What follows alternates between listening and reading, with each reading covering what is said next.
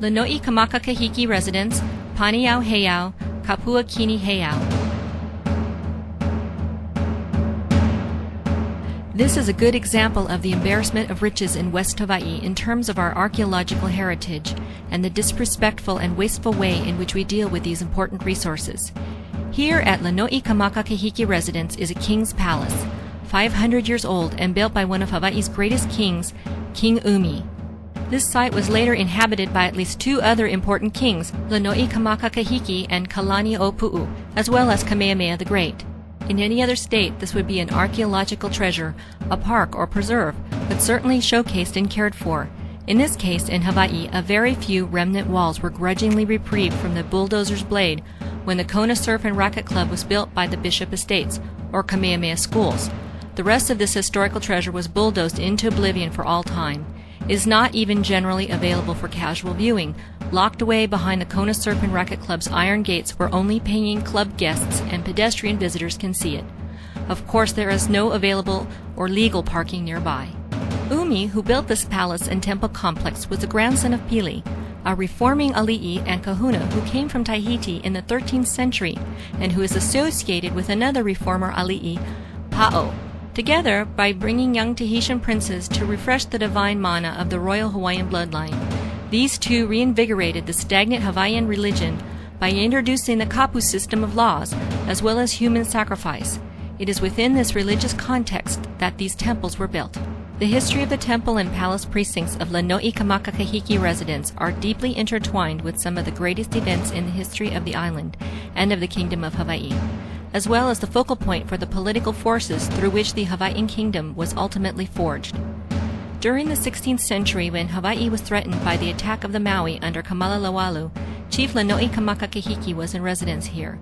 It was near the spot at Ke'eku Heiau, Lonoikamakakahiki sacrificed the vanquished Maui Kamalalawalu to the war god Kuka'ilimoku. The victory over the Maui cemented Lonoikamakakahiki's rule over the entirety of Hawaii Island. The bold attack of the Maui forever changed the way island dwellers looked at warfare. From that point on, major warfare was directed towards conquest of other islands.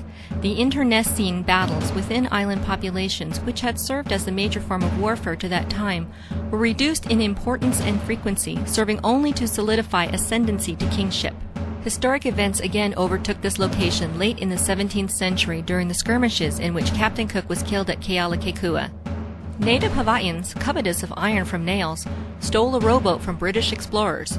Captain Cook, attempting to secure the boat's return, for a time took hostage the venerated ali'i and kahuna Kalanio'pu'u, who was then the chief of all the island of Hawaii. After Cook was killed in the resultant melee, Kalanio'pu'u fled here to hide from British sailors bent on vengeance. Kalanio'pu'u survived the days of battle and revenge and became a figurehead elder statesman, helping to shape his fellow Hawaiians' attitudes toward the newcomers, their incredible wealth, and their new religion.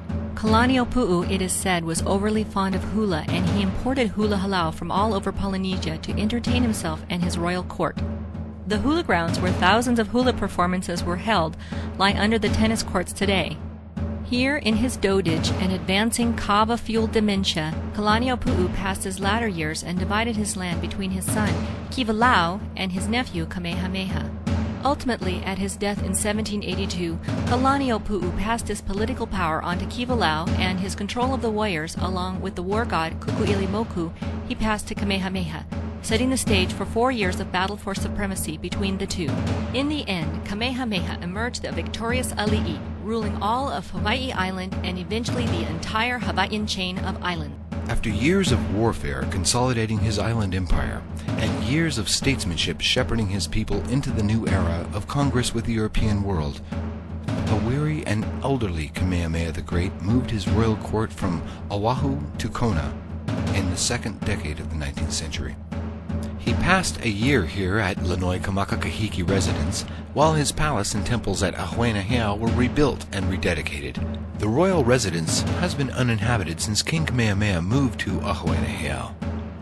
For paying guests at the Surf and Racquet Club, there are restrooms, drinking water, parking, tennis courts, and a pool in addition to the condominia.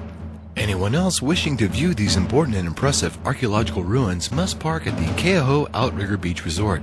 or Ka'alu'u County Beach Park and walk more than a half mile along Ali'i Drive to the public shoreline access at the Surf and Racquet Club.